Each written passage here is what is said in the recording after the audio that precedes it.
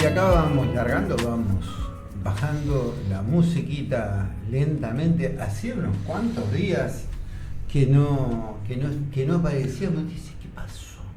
¿Qué sucedió? ¿Qué habrá pasado? ¿Se lo habrá llevado preso Milei? No, todavía no. Hola, sí, buenas tardes.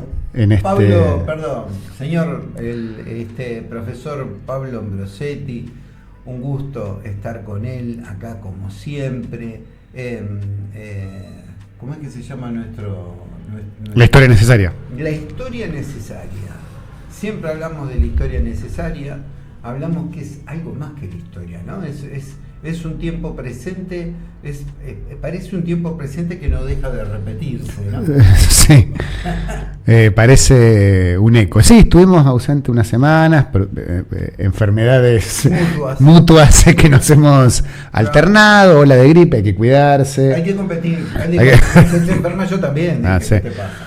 Así que hay que cuidarse mucho, retomar ciertos hábitos que por ahí habíamos perdido, como lavarnos las manos, bueno, lo que ya sabemos y que en estas épocas de cambio climático, así cada vez en ciclos más cortos, claro, son importantes tener en cuenta, ¿no? Claro, hay que cuidarse. Yo le digo, yo cometí el error de automedicarme y le digo, fui un tarado porque perdí mucho tiempo de tratamiento hasta que me di cuenta que todo lo que me decían los chamanes de barrio era incorrecto. Era totalmente una barbaridad. Sí, sí. Y fui a la doctora, me siento en OSECAC, les mando un abrazo grande, siempre me atienden muy bien el protocolo, y me revisó, me dice, tú, me dice, como usted he visto 20, me dice, se tiene que tomar este antibiótico, me dice, por favor, me dice, es un bicho durísimo. Cuídese, acá estamos. Se ve que somos bichos más duros nosotros, ¿no? Claro. Bueno, por suerte en estos 15 días que no nos hemos visto, nuestro país, como suele regalarnos largas, parsimoniosas estadios de tranquilidad, no pasó nada grave. Claro. No pasa nada.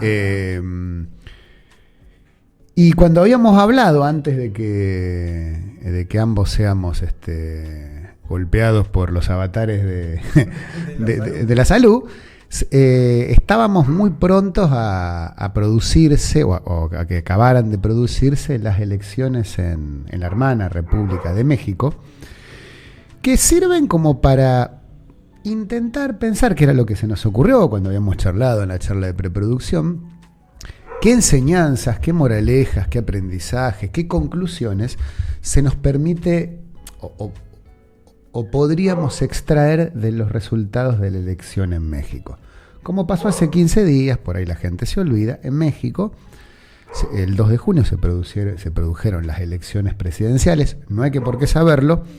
México tiene un sistema político, que ahora explicaremos brevemente de dónde viene, donde cuando una persona es nombrada presidente, o presidenta en este caso, es electo presidenta, cumple su mandato, que allá dura 6 años todavía, como era antiguamente en nuestro país, y una vez que cumple su sexenio al frente del Poder Ejecutivo, ese ciudadano debe retirarse de la política, no puede participar en ninguna otra elección y en ningún cargo público dentro del Estado. Haceme reír que tengo el labio partido, decía mi abuela, con respecto a nosotros, que te dicen los intendentes quieren ser eternos, los gobernadores quieren ser eternos, cualquiera quiere ser eterno, cualquiera dice, yo tengo una llave con la que me atornillo acá y no me muevo más, generando nepotismo, generando todo tipo personalismo. No es menor también para agregarle a la gente, porque como decía Perón, la víscera más sensible es el bolsillo. Sí. La República Mexicana es potencia sudamericana junto con Brasil. Sí, sí. Bueno, por eso económicamente mueve mucho México. Es un país de 130 millones de habitantes. Es un país muy importante. Y es un país que en ese 2 de junio, donde tuvo las elecciones, se presentó el candidato, en este caso la candidata oficialista, Claudia Sheinbaum, de quien brevemente vamos a presentarla, en representación del Movimiento para la Refundación Nacional, Morena, que es una alianza de agrupaciones y partidos políticos de izquierda mexicana, contra los tres partidos tradicionales del universo político mexicano: el PRI, el PRD y el PAN. ¿Cuántos años gobernó el PRI? ¿Cuántos años hizo desastre el PRI? ¿No? Digo, antes de hablar justamente de qué expresan esas elecciones que dieron a Claudia Sheinbaum los resultados de ser electa por el 62% de los votos, siendo la primer mujer en la historia que va a ejercer la primera magistratura en la historia de México, el partido Morena se impuso en 21 de las 22 estados o provincias que componen México. ¿Cuál no ganó? No me acuerdo en cuál perdió, en cuál no ganó, que sí, que lo mantuvo el PRI, y queda con quórum propio en el Congreso. Es decir, una validación social con amplísimo consenso electoral. Y ese resultado rompió, o por lo menos puso en cuestión, una gran corriente de análisis de los politicólogos, políticos, comunicadores, sociólogos, antropólogos y economistas, yo diría que de Occidente, que vienen hablando hace como 10 años del giro a la derecha de los electorados. Sin embargo, México parecería estar contradiciendo esa tendencia general. Entonces podemos ahí aventurar tres interpretaciones. Que México es una excepción a la regla, es decir, que es cierto, hay un giro mayoritario hacia la derecha, que México lo contradice porque es una excepción histórica, una anomalía histórica. La segunda sería que todos los análisis que hablan de una derechización de las sociedades occidentales están equivocados. Y la tercera, que es la más probable, es que simplemente la historia es compleja y que nunca los procesos son 100% para un lado, 100% para el otro, y siempre la historia es un territorio en disputa, nunca está resuelta. Nunca, eso es una frase que yo se la tomo a él cuando hablamos de Brasil, y también le agregaría una frase que es una frase que para mí quizás tenga algo que ver en lo moral, esa frase que dice: pobrecito México, tan cerca de los yanquis y tan lejos de Dios. Claro, yo creo que eso por un lado, decía, hay un momento de cansancio de un pueblo que tiene una matriz racista, que ellos evidentemente en ese voto interno están encaminándose a cambiar las cosas, pero también reciben el racismo por parte de los Estados Unidos de Norteamérica y el desprecio para argumentos de elecciones, poniéndoles un muro, diciéndole que los mexicanos, como decía Trump, eran todos delincuentes, narcos y demás. Yo creo que hay un cansancio, y además de la cantidad de mexicanos que viven dentro de Estados Unidos y que ven que Estados Unidos está lentamente implotando socialmente, lamentablemente lo digo, y en serio lo digo lamentablemente, porque siempre lo que implotan son los más pobres. Sí, claro, los pueblos. Es decir, no son los que viven en Salem, ni los que van a la universidad en Boston. No. Es decir, son los más pobres. Sí. ¿No? Entonces los mexicanos están mirando eso. Están mirando todas las locuras que hacen, y ellos, por otro lado, han tenido un presidente que todas las santas mañanas se dirige al pueblo, se somete, habla. También entiendo que Morena en este formato de izquierda unificada, cual frente amplismo, ¿no es cierto? Obviamente con su estilo, y con el castigo del racismo por ser indio, por ser negro, todo lo demás. Creo que ellos han tenido un crecimiento horizontal en el cual algunos analistas políticos para mí se equivocan cuando hablan del trasvasamiento de votos. Ahí el pueblo es el que está tomando una decisión contundente con más del 60% de los votos, que está tomando, porque es grande México, no puede decir, tener un contacto directo el presidente en cada lugar. Ahí es pueblo que está decidiendo. Acuérdense las luchas en Chiapas contra los paramilitares, contra todo lo demás. Es un pueblo que viene luchando y que sabe lo que le pasa. Mira, esto que vos muy bien contás nos da el pie, a ver, hablar en 25 minutos de la historia de un proceso político de un país es una aventura imposible.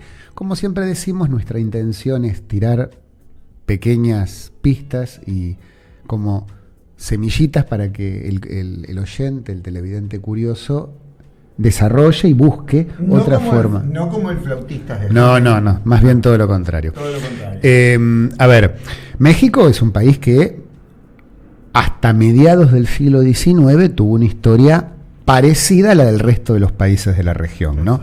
Invadido primeramente por España, en esa conquista que se dio entre, vamos a decir así, en el primer cuarto del siglo XVI, 1520 y tantos, donde Hernán Cortés, el invasor español, logra derrotar militarmente a la gran civilización mexicana de los mexicas, los aztecas, en alianza con otros grupos originarios que querían sacarse el poder imperial azteca de encima, por lo cual pelean para el invasor español.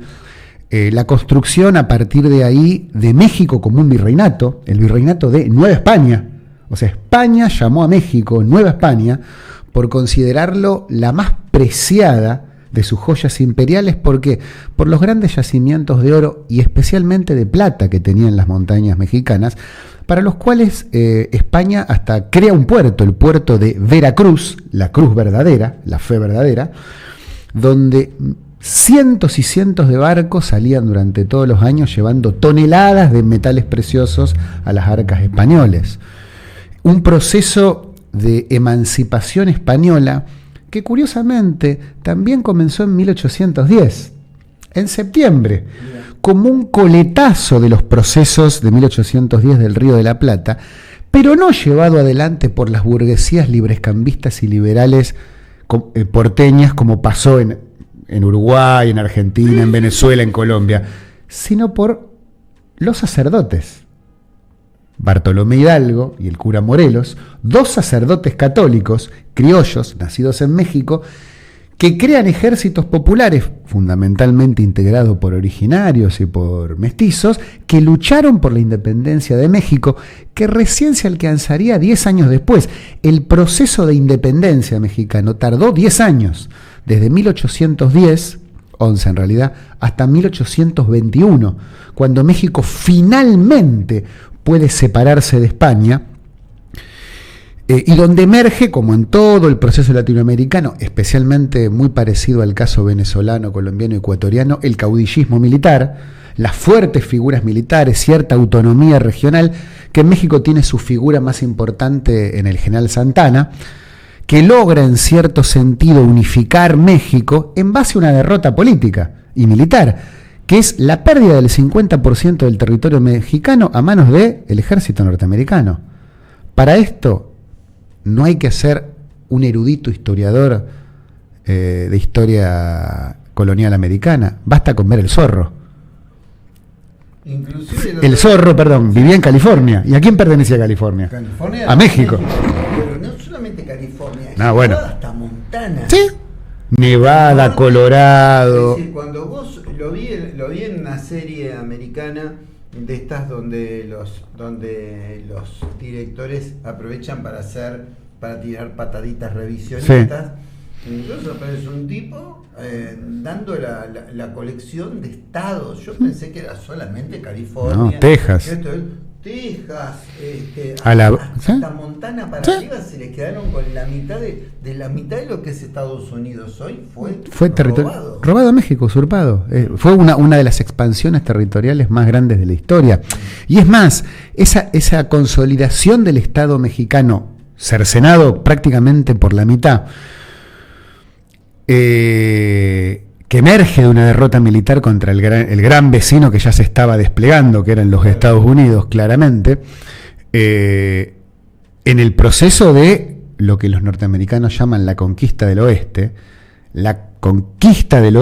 que es el avance de las poblaciones norteamericanas de la costa atlántica a la pacífica, es también la conquista del sur, porque ese sur era el territorio mexicano. No sé por qué se me ocurrió hacer un paralelismo con la aventura siniestra del general Roca. Ahí vamos a llegar al paralelismo de Roca, porque digo, a partir de ahí, ya a mediados del siglo XIX, México comienza un proceso de institucionalización medianamente parecida al de las demás naciones latinoamericanas, que tiene también un hecho anómalo, que es que para el último cuarto del siglo XIX, como México era deudor, como siempre decimos, cualquier similitud con la realidad no es pura coincidencia, como México había contraído una enorme deuda externa con las naciones europeas que habían financiado al Estado mexicano para enfrentar a los Estados Unidos, a quien ya veían como un posible competidor, pero México había perdido la guerra y la mitad de su territorio, no podía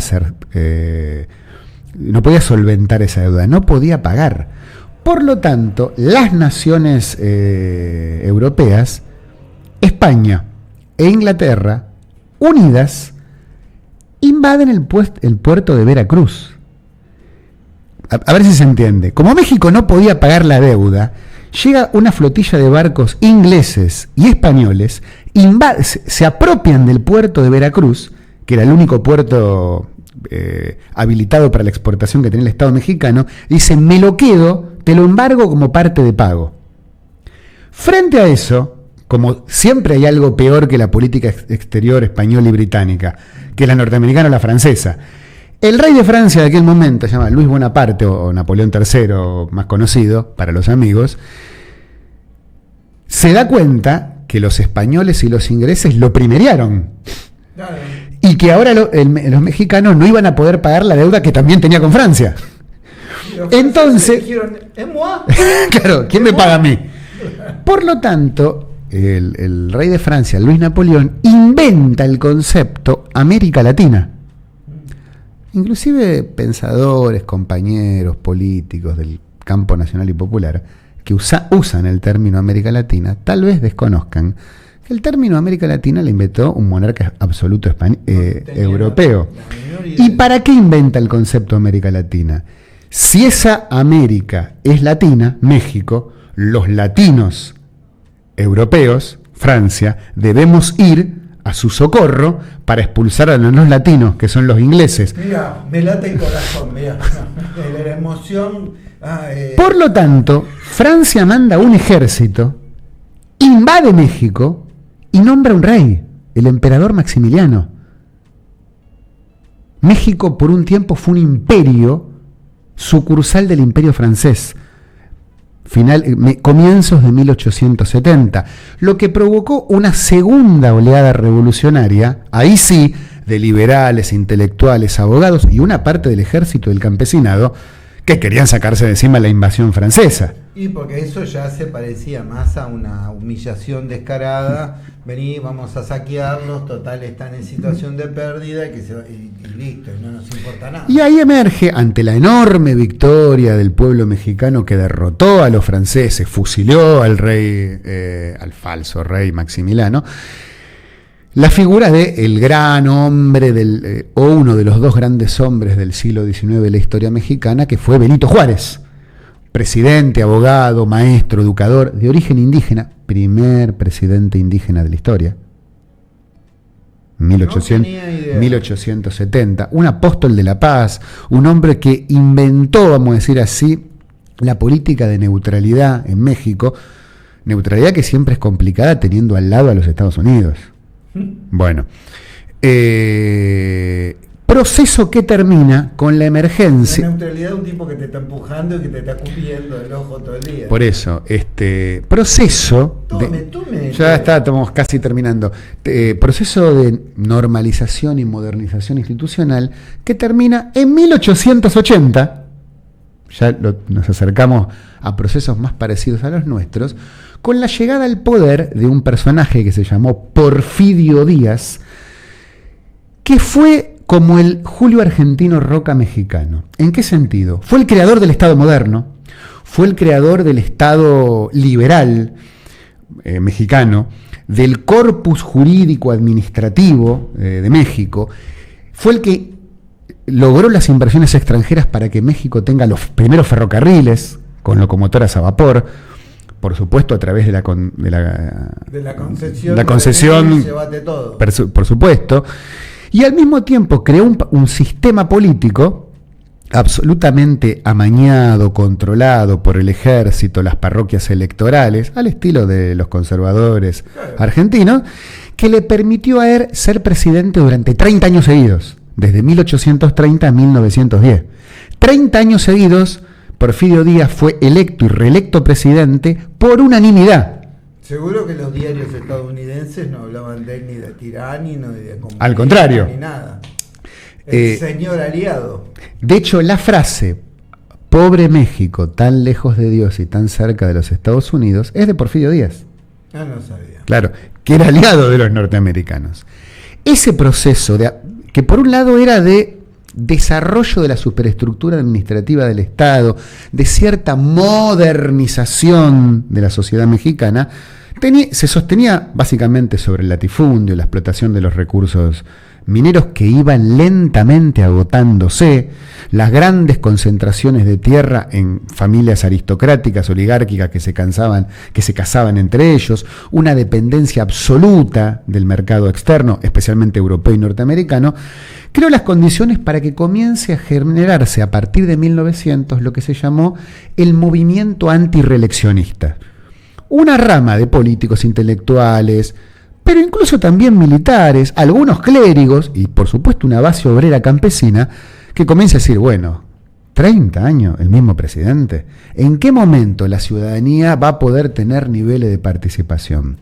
Ese movimiento antirreeleccionista le pone como un ultimátum a Porfirio Díaz que no se presente a una quinta reelección consecutiva, a lo que Porfirio Díaz dice la famosa frase "minga", y se vuelve a presentar. Yo dije, va a contestar de acá. Va. Bueno, la respuesta a la intentona reeleccionista de Porfirio Díaz es que aparece el tercer ciclo revolucionario mexicano. La Revolución Mexicana, sí con mayúscula, que podemos decir que es un proceso que va desde 1910 a 1920, pongámosle, en donde hay una matriz liberal, progresista, incluso pro-norteamericana, pero republicana, democrática, en la que estaban figuras como Francisco Madero, José Vasconcelos, un famoso maestro y pedagogo mexicano, una corriente militarista nacionalista, de la cual tenés como máximas figuras a Venustiano Carranza u Obregón, héroes de la Revolución Mexicana, y una corriente popular, principalmente indígeno-campesina, que es donde está Emiliano Zapata y Pancho Villa. Iba a preguntarte, ¿y los muchachos? Esas tres corrientes, que inclusive si la miramos en México, hasta están circunscriptas geográficamente. La variable indígeno-campesina de Villa y Zapata, norte y sur respectivamente, Zapata en el sur, Villa en el norte, la variable militarista y liberal en el centro. Ese proceso revolucionario, que era al mismo tiempo enfrentar al ejército que seguía defendiendo a Porfirio Díaz, a pesar de que cuando estalla la revolución, Porfirio Díaz, en un acto que lo define como el dirigente que era, llenó, pero no es metafóricamente, llenó un tren con el oro que tenía en el Banco Central Mexicano, huyó a los Estados Unidos y dijo, volveré cuando el pueblo mexicano haya domesticado al tigre de la revolución. Bueno, Porfirio Díaz no volvió nunca, murió en el exilio, en México, ¿no es cierto? En Estados Unidos, pero muy rico, en una situación muy tranquila. La revolución era al mismo tiempo la pelea contra la rémora, los restos del ejército que le respondía a Porfirio Díaz, aún desde el exilio, y la lucha interna al interior de la revolución, que por un lado intentaba construir un Estado moderno, corporativista y nacionalista, como querían los militares, por otro lado, una democracia pluripartidista, participativa y medianamente, vamos a decir así, moderna, como querían los liberales, y al mismo tiempo la reforma agraria que reclamaban los movimientos indígenas del norte y del sur. Bueno, todo eso junto es imposible. De hecho, el proceso mexicano, de la Revolución Mexicana, termina en una institucionalización, palabra difícil, de un Estado fuerte, central. México, a pesar de que se autopercibe un país federal, tiene un fortísimo presidencialismo. Al mismo tiempo, una constitución moderna, laica, lo que era todo un tema para un país de profunda formación religiosa, especialmente católica como México, y con cierto nivel de autonomía en algunas áreas de la economía, como es el hecho de que México fue el segundo país en la historia que nacionalizó el subsuelo mineral. Siempre hay que recordar, el primer país del mundo que dijo la propiedad de los recursos mineros, metálicos, petroleros, carboníferos, es decir, del subsuelo mineral de la nación, son del Estado, fue la Unión Soviética en 1917. El segundo fue México, en 1917, cuando el entonces presidente, un general llamado Venustiano Carranza, convoca a una asamblea constituyente que sanciona la Constitución que hasta hoy está vigente en México. La Constitución del 17, que fue la Constitución a la que se invitó como orador informante en el área de hidrocarburos al general Enrique Mosconi, que era el funcionario del presidente Irigoyen. De ahí Mosconi viene con la idea de decir hay que crear YPF, porque los mexicanos hicieron eso, crearon una empresa estatal que monopolizaba la explotación del petróleo. Una vez que la revolución se constitucionaliza y el artículo 2 de la Constitución mexicana, el primero define a México como un Estado federal, bla, bla, bla. El segundo establece lo que acabamos de contar, que el presidente puede tener un solo mandato. Es decir, triunfa el primer reclamo motor de la revolución, el antirreeleccionismo. No existe la reelección presidencial en México. Constitucionalmente, ese proceso de constitucionalización de la Revolución Mexicana luego va a tener que pasar por un proceso de institucionalización política. Para eso era necesario dos cosas: la emergencia, la aparición de una figura política con consenso al interior de la revolución, y luego la anulación de todo proyecto revolucionario alternativo. Traducción: aparece una figura importante, un general que también se transformó en presidente, Plutarco Elías Calles, y tanto Zapata como Pancho Villa como Carranza fueron asesinados. Me imaginé. Yo dije, no hay lugar para... No hay lugar para todos. Me da de mil amores, te lo diría, pero vos sabés que no hay lugar para... Plutarco Elías Calles es el que crea en el año 1928 el Partido Revolucionario Institucional. El PRI. PRI. Es decir, un Estado que institucionaliza la revolución desde el gobierno y en su constitución. Y al mismo tiempo, no es una revolución social al estilo soviética o al estilo china. Claro. Es una revolución dentro de los márgenes del capitalismo. Esa herramienta política que fue el PRI, creada en 1928, gobernó sin perder una sola elección, ni a la presidencia, ni a las gobernaciones, ni a las intendencias, hasta 1998. 70 años continuos de triunfos electorales. Es lo que Plutarco Elías Calles llamó la democracia mexicana. O sea, un sistema nuestro. Sistema nuestro que en sus primeros años, y esto hay que decirlo, posibilitó una mejora, lenta pero continua mejora de los sectores populares. Fue el gobierno revolucionario de Plutarco Elías Calles primero y especialmente de Cárdenas, Lázaro Cárdenas después, los que lograron extender las campañas de alfabetización al interior del México y prácticamente erradicar el analfabetismo. Lograr una lenta pero continua y exitosa desarrollo de infraestructura hídrica en un país cuyo 70% es árido, para poder regar los campos de los terratenientes o de los campesinos. Claro. Lograr también un Estado que monopolizara un área estratégica de la economía como es el petróleo, que no es poco. Sí. El desarrollo de las comunicaciones a través del telégrafo, los trenes, el tendido de las luces eléctricas y especialmente durante el gobierno de Cárdenas, el reparto de las tierras de las familias oligárquicas que habían estado vinculadas al porfiriato, es decir, al régimen de Porfirio Díaz, a los enemigos de la revolución. Y la incorporación con control político de los sindicatos, de los trabajadores, y de los campesinos a través de la Central Obrera Campesina Mexicana, que tuvo desde 1928 hasta 1998 al mismo secretario general, Fidel Velázquez.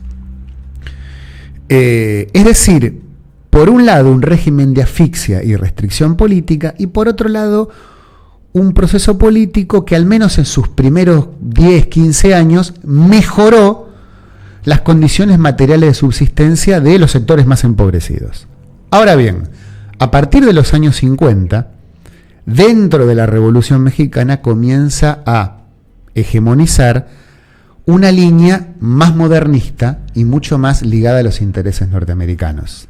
El presidente electo en 1958, Adolfo Ruiz Cortines, un ingeniero egresado de la Universidad Norteamericana, no me acuerdo de cuál, creo que de Columbia, es el que comienza a liberalizar la Revolución Mexicana, es el que comienza a traer las inversiones extranjeras, es el que convierte el puerto de Acapulco, que antiguamente era un puerto de pescadores, en un paraíso turístico para la clase alta norteamericana y mexicana también.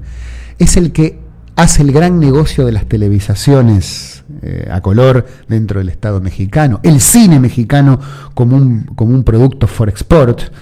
Pan y circo. Y comienza también a tener una política mucho más represiva sobre los dos actores claramente insurgentes en ese momento, comienzo de los años 60, Mayo Francés y Revolución Cubana. Claro. La clase obrera y el estudiantado. De hecho, el sucesor de Plutarco Elías Calles, Gustavo Díaz Ordaz, va a ser el presidente responsable de la más grande masacre universitaria de la historia. El Zócalo. Al Zócalo, que se llama la masacre de Tlatelolco. Mi vieja lo odiaba al tipo ese. Y fueron 2 veces a México con mi padre. Y mi madre no quería pisar México. Le decía, esto está lleno de espías, está lleno de fascistas, Lalo. Acordate de lo que le hicieron a los estudiantes universitarios. Mi vieja tenía una bronca que no lo podía ni ver. Sí, es un personaje nefasto dentro de la historia. La masacre de Tlatelolco, algún día la contaremos pormenorizadamente, fue una enorme protesta estudiantil a la que se sumaron algunos sindicatos y agrupaciones políticas de izquierda, que acamparon durante 48 horas en el Zócalo. El Zócalo es la Plaza de Mayo mexicana, y que terminó por decisión exclusiva del presidente Díaz Ordaz en una represión brutal que recién durante el gobierno de López Obrador, el actual presidente mexicano, se indemnizó a los familiares de la víctima y se le puso un número estimativo a la cantidad de mexicanos asesinados y desaparecidos, en 350. Una locura. Más de medio siglo después. Mientras vos ibas contando todo esto, yo iba haciendo un paralelismo sobre 3 pueblos. Uno que conozco mucho, que es el propio mío, y que siempre digo, algo que nos enseñan a los orientales es que nosotros tenemos que ser, hoy en día yo, viviendo en el 2024, tengo que intentar ser la síntesis de la historia de todo mi pueblo hacia atrás. Uh-huh. Y conocer qué le pasó. Conocer los éxodos y las cosas que ustedes quieran saber. Y entonces es lógico, o parecería ser lógico, las cosas que suceden en Montevideo. Por otro lado, también me acordaba del pueblo chino, también, que ellos dividen en 3 pedazos su historia, la etapa de la humillación, cuando son invadidos por los europeos y saqueados a más no poder. Luego ellos remontan derrotas, termina la Segunda Guerra Mundial y gana la Guerra Civil.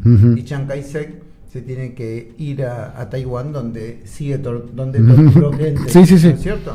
Y luego ves ahora al pueblo mexicano en esta historia que vos contás, que es una historia muy vívida, y evidentemente ellos han vivido cada pedazo de esas revoluciones, cada pedazo de su sufrimiento, ¿no es cierto? Y lo han hecho propio, porque inclusive en el cine mexicano lo más normal es estar escuchando como un signo de rebeldía o de alegría popular a Zapata, o al otro que no me acuerdo, Villa, o a Pancho Villa, para ellos como parte de su historia permanente, de su presente. Por supuesto, es más, cuando a partir de ya, una historia completa, claro, ¿no es cierto? Ellos viviendo su historia entera, por eso seccionarla. La masacre de Tlatelolco fue en el 68.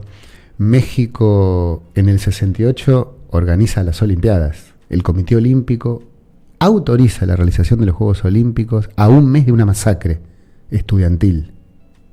Y 2 años después organiza el Mundial y la FIFA la autoriza a realizarse un Mundial en un país que 2 años antes había tenido una masacre, ¿verdad? México ahí pasa a convertirse a través del manejo del PRI en el alumno predilecto de la política exterior norteamericana.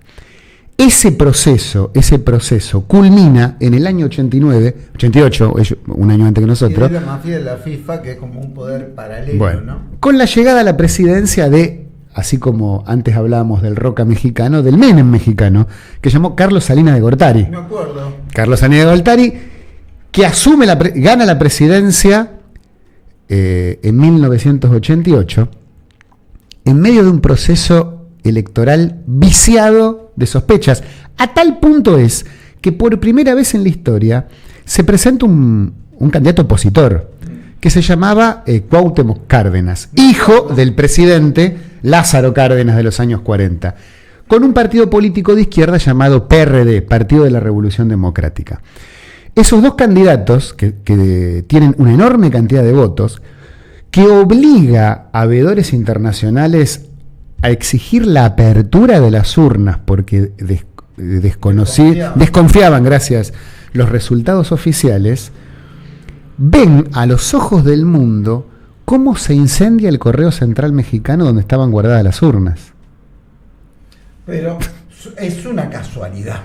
Usted, que está ahí atrás, no va a decir que corrupto. Por lo tanto, como no se podían abrir las urnas porque estaban reducidas a cenizas, el Tribunal Superior de Justicia mexicano le dio ganado la elección al que cantó primero gané, claro, que fue Salinas de Gortari. Yo tengo un dicho que es así. Usted ve un reloj y veo que el segundero va, ¿no? Así para aquel lado. El tiempo es imparable, es imparable. A veces los poderosos y la derecha se cuelgan del segundero y no quieren que el tiempo avance.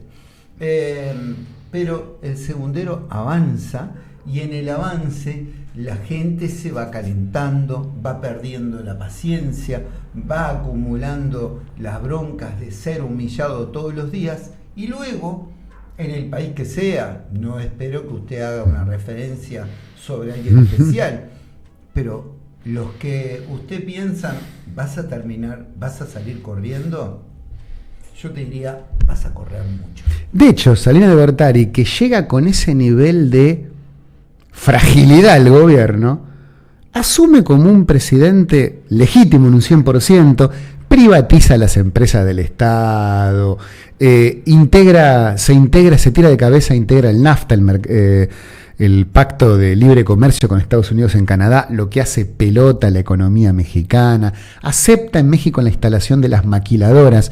Las maquiladoras son las empresas canadienses y norteamericanas que no pueden producir en su país por no cumplir con los estándares ambientales. México le dice, vengan acá, hagan bolsa al medio ambiente. Claro, bueno, vos contaminás que no pasa Juan. en el medio de todo ese proceso, esa orgía privatista, privatizadora y neoliberal que transcurre durante el sexenio de Salinas de Gortari, estalla la revuelta de Chiapas.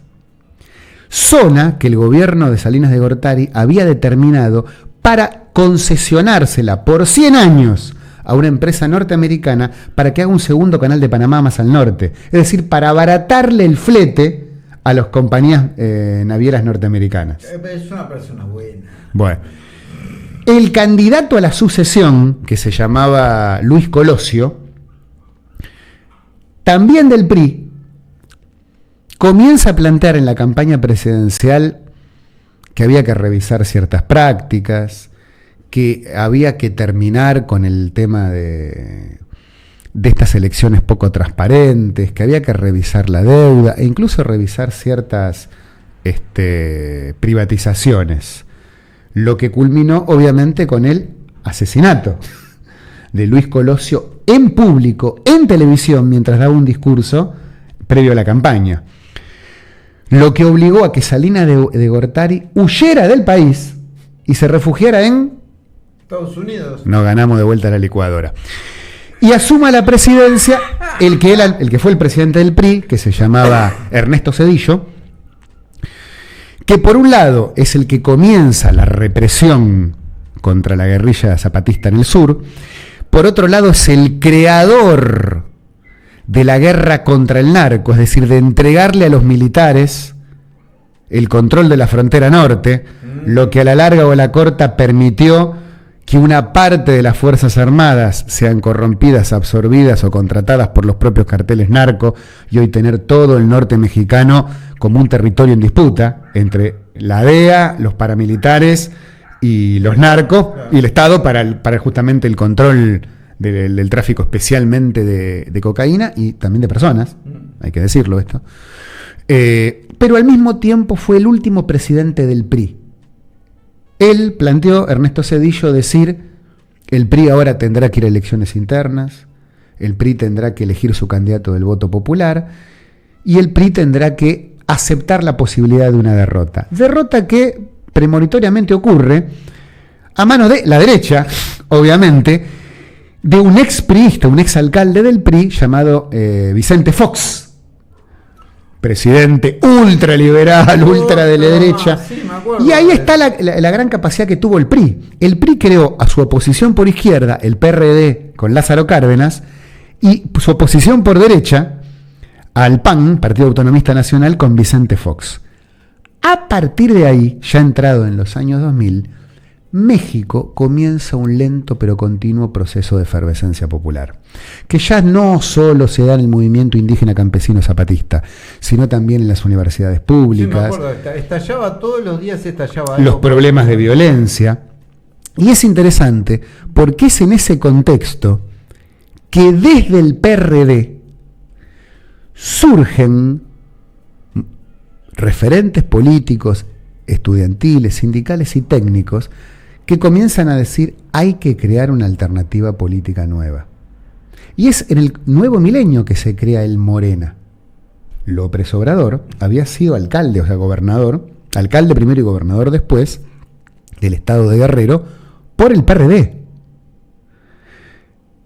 Claudia Sheinbaum, la actual presidenta, había sido, ella es doctora en física, viene de una familia de militantes de izquierda de origen lituano, judíos lituanos. Ella practica la religión judía dentro de la corriente lituana, es doctora en física y había sido la ministra de Medio Ambiente durante el tiempo que López Obrador fue el alcalde del DF. Mirá. Y Morena se constituye como una alianza de las agrupaciones estudiantiles, las cooperativas agrarias, los movimientos campesinos. Lo que siempre hablamos, que los frentes sociales que cambian la política no lo forman los partidos políticos, sino que lo forman los movimientos sociales. partidos políticos de izquierda que han confluido ahí y la experiencia de los cuadros políticos militantes que se fueron del PRD por considerarlo una alternativa casi funcional al PRI. De hecho, Claudia Sheinbaum en su discurso de Asunción dice: yo soy una mujer hija de Tlatelolco. Ella tiene recién 60 años. O sea, es la generación que nació después de Tlatelolco. Claro. Es decir, se considera una heredera de la lucha estudiantil de los años 60 y 70.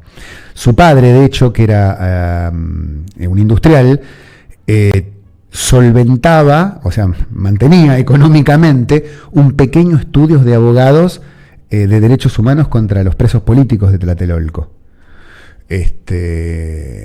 Y su madre, que era docente universitaria, era una activa militante política de izquierda dentro de la universidad, al igual que lo fue ella, Claudia. Así que a ella nadie le va a venir a contar sobre lo que es la lucha, nadie le va a venir a contar sobre lo que son los derechos, ni defender y tener la actitud desde su familia de defender los derechos básicos de aquellas personas que dicen, vengo a protestar, ¿no? Y lo interesante esto, ¿no? Que estas elecciones que no necesita que le trasvasen ideas. Y ahí vamos. Claudia Sheinbaum se presenta como no hay alternativa en la historia mexicana porque López Obrador es incapaz de poder presentarse a la reelección. Ahora, el gobierno de López Obrador, que por supuesto, como todo gobierno de 6 años, acierta y se equivoca, eso está fuera de discusión, claro, logró aumentar el salario y las jubilaciones mínimas un 120% durante su periodo. Claro, es muchísima plata puesta en el bolsillo de gente pobre. Logró afrontar, no solucionar, afrontar el problema de la violencia narco, especialmente en el norte, en el límite con los Estados Unidos, con la política que él llamó abrazos y no balazos. Es decir, la inversión en ayuda social hacia los sectores más vulnerables de la población norteña para que no se transformen en soldaditos del narco. Claro. Logró, esto en muchos, inclusive muchos oyentes, inclusive gente estudiosa que no lo sabe, si nosotros nos pensaríamos dónde estaría, vamos a decir así, la villa o el barrio de emergencia urbano más grande del continente, uno pensaría que en Brasil. No, la villa miseria más grande del continente está en México. Se llama Netzahualcoyotl, es un barrio periférico a México que tiene 3 millones de habitantes. No es una chicaná, todo Uruguay. Todo Uruguay en un barrio de emergencia. Durante los gobiernos del PRI e incluso del PRD, se urbanizó el barrio. Se pusieron escuelas, se pusieron salas de atención médica. ¿Pero qué se hizo? Se perimetró el barrio. Y se le pusieron no una, sino 3 autopistas que le pasan por arriba. Crearon un gueto. Claro. Crearon un gueto de 3 millones de personas que no tienen forma materiales de poder salir del barrio en donde viven. El gobierno de Obrador desguetificó los barrios populares.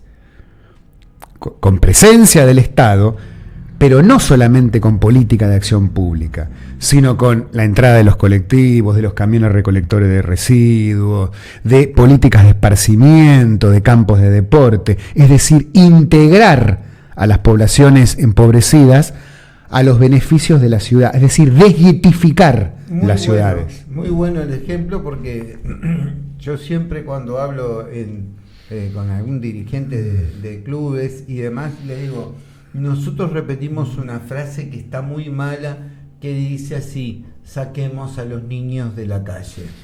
Y vos decís, no, el Estado tiene que tener presencia en la calle, no. Los niños tienen que jugar en la calle, claro, protegidos, seguros, seguros, y tienen que haber todos los días todo tipo de actividad interdisciplinaria en esos barrios. Y segundo, pensar que el narco trabaja de noche, no trabaja de día. Entonces, si vos querés liberar la calle de noche para que la policía pueda actuar, porque las cocinas trabajan de noche y los tipos trabajan de noche. Pero sacar a la gente de la calle es el peor error que hay, porque le dejás libre al otro que diga, yo hago lo que quiero. Es un Estado que fomenta el abandono del espacio público, es inaceptable. Claro. Y otra cosa, López Obrador fue también mediador en los acuerdos de paz entre los grupos insurgentes y el Estado mexicano. Colombiano. Ah, me acuerdo, sí. Creó una mesa de negociación entre la oposición y el gobierno bolivariano que una parte de la oposición abandonó, especialmente los que responden a Corina Machado, Alfonso López, pero otro sector de la oposición venezolana está sentado en la mesa negociando con el chavismo, reconociendo al gobierno de López Obrador como mediador. El gobierno de López Obrador fue uno de los que le salvó la vida a Evo Morales, esto también hay que decirlo. Sí, totalmente.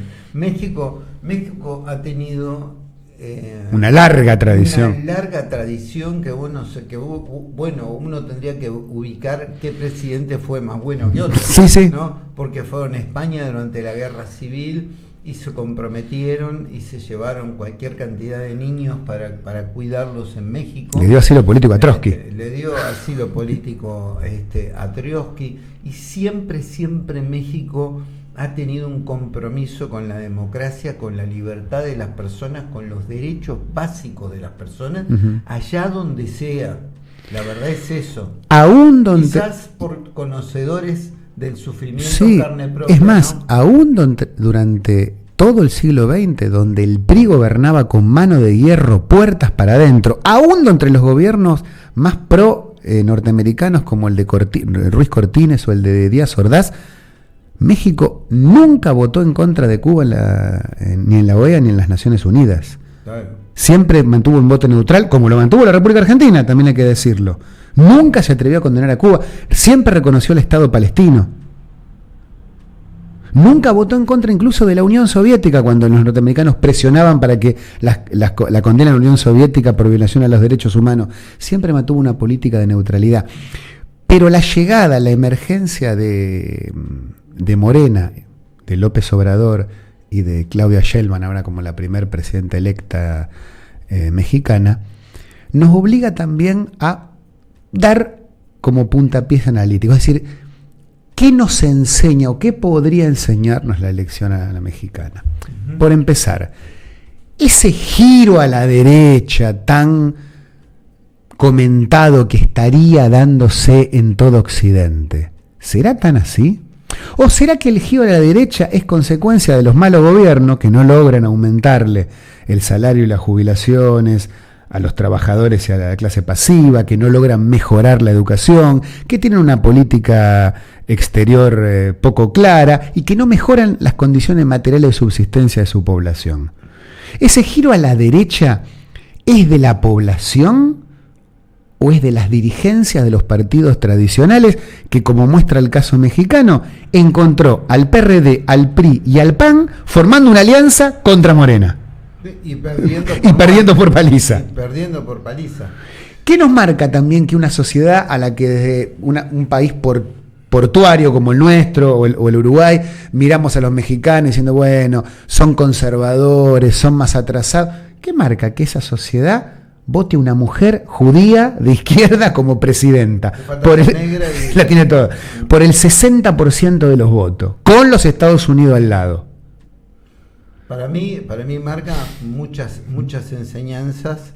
La construcción de Morena es una construcción horizontal, como vos dijiste, con una especie de federación de partidos de izquierda y de movimientos sociales, evidentemente no verticalista, sino donde en cada sector de esa inmensa potencia que es México, dijeron, hasta acá llegamos, estamos hartos, y además apostaron por dar una vuelta de rosca y dar tanto voto, porque sabían que al dar tanto voto le daban la libertad en las cámaras para determinar más cambios en México. Sí.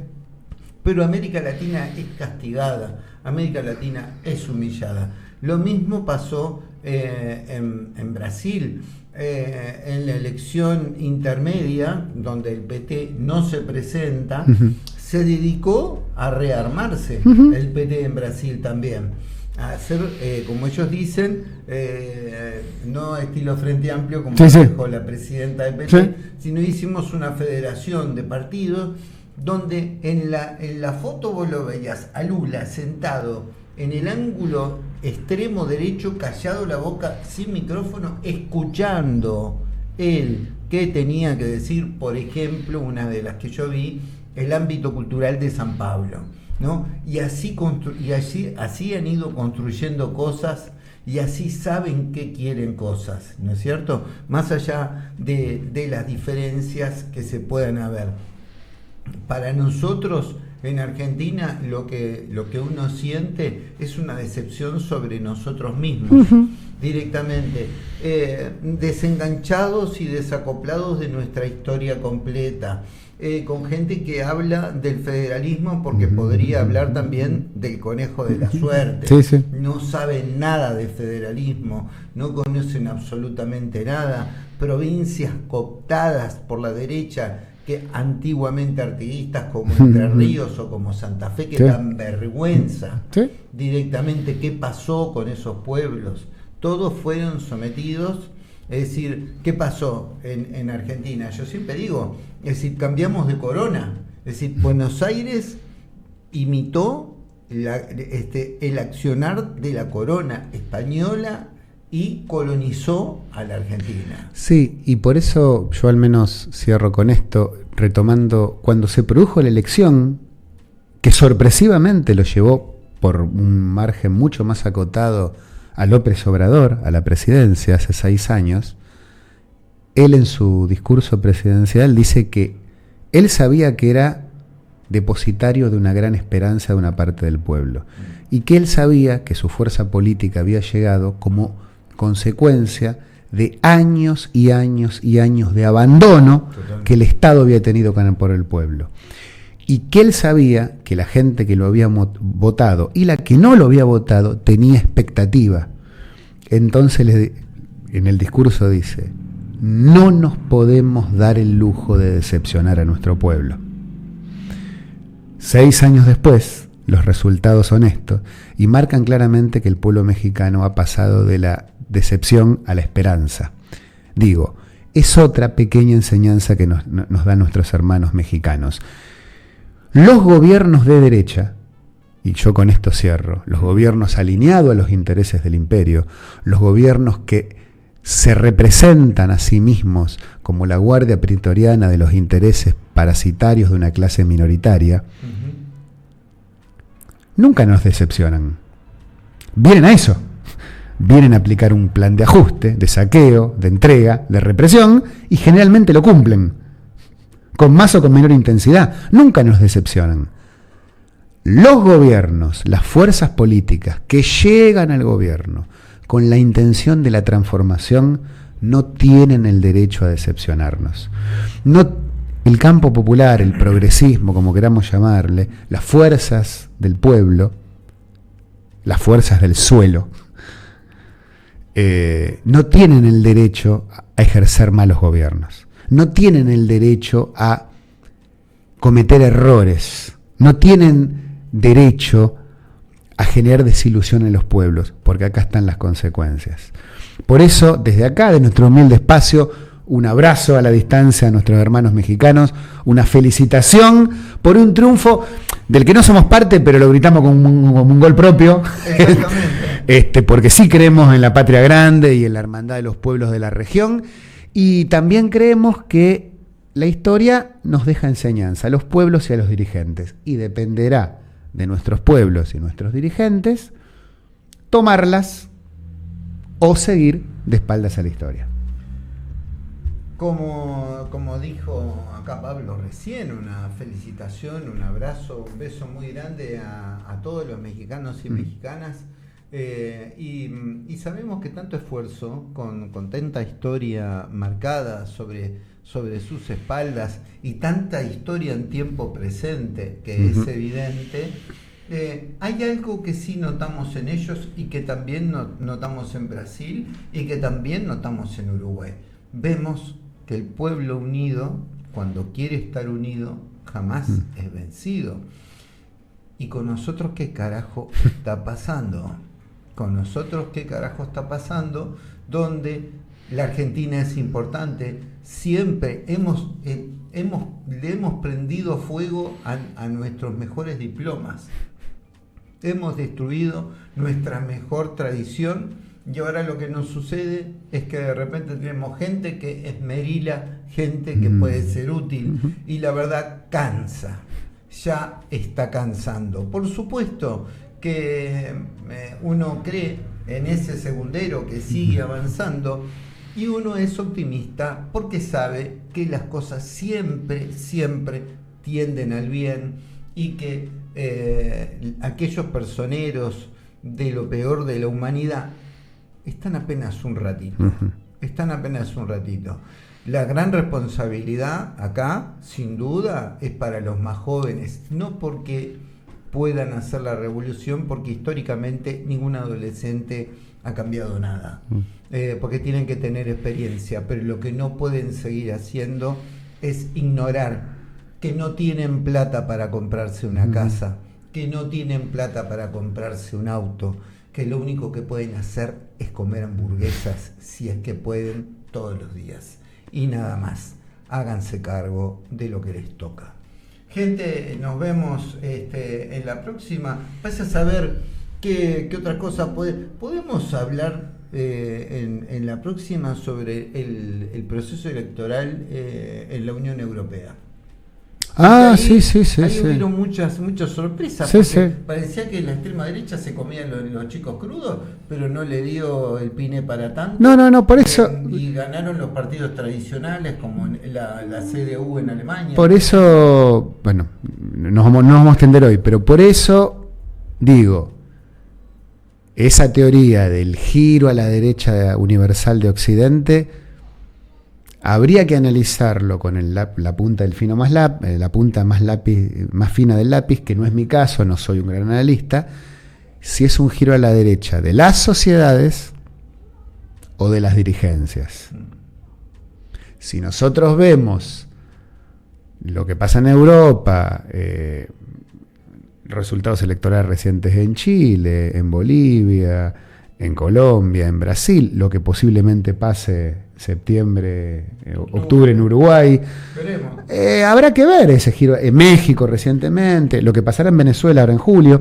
Hay que ver si hay un giro a la derecha de las sociedades o es un acomodamiento muy poco creativo de las dirigencias. Y además está el cambio climático como algo no humano, es decir, como consecuencias por el accionar humano, pero yo digo que el cambio climático es la fuerza geopolítica más grande que hay en el planeta en este momento, y hay partes del planeta donde la van a pasar de mal a muy mal, y algunos de esos lugares son países europeos, países que no son ricos y que no tienen. Y por otro lado está toda la zona del hemisferio sur, donde a lo sumo tendremos agua a patadas, pero yo creo que hay un juego de nerviosismo un poco ahí, con esa falta de definición, de ver qué es lo que hacen, y en definitiva se ven que hay un cambio climático severo que influye también, porque es parte de la política que estábamos hablando. Es decir, el mar desde hace 2 años, con esto cierro, está batiendo récord de temperatura. Desde hace 2 años, todos los meses, el mes que pasó, este mes, el agua ha estado más caliente que el mes anterior. Claro. Hagan la prueba con el mate. Ustedes pongan el agua y digan, mirá hasta dónde llega. Hiervan el agua y vean la altura que toma, porque además el agua se dilata con el calor. Y hay muchos problemas. Nosotros acá en la Argentina, ¿qué le va a hacer? Estaremos esperando. Se supone que nuestro enemigo era Inglaterra, que es miembro de la OTAN. ¿Y cómo le explicamos ahora a los parientes de los combatientes, de los caídos y demás, que nosotros estamos rompiendo esa máxima que dice que los amigos de mis enemigos son mis enemigos, ¿no? Y que en algún momento vamos a tener que recuperar las Islas Malvinas, porque si no, listo, Poné bandera de remate, viejo. Nos vemos en la próxima. Nos vemos en la próxima. Tratando de ver qué pasó con la von der Leyen, ahí la capa del Consejo de Europa. Dale, vamos con eso. ¿Qué tanto sucedió? Porque van a haber elecciones pronto también en Francia. Sí. ¿Qué sucede? Una cosa es lo local y otra cosa es lo regional. Vamos con eso. ¿Cómo jugaría con China y todo lo demás? Gente, nos vemos, si consiguen algún swap de moneda, mándenlo para acá. mándenlo para acá porque parece que no se consigue nada. Ya volvemos. Chao.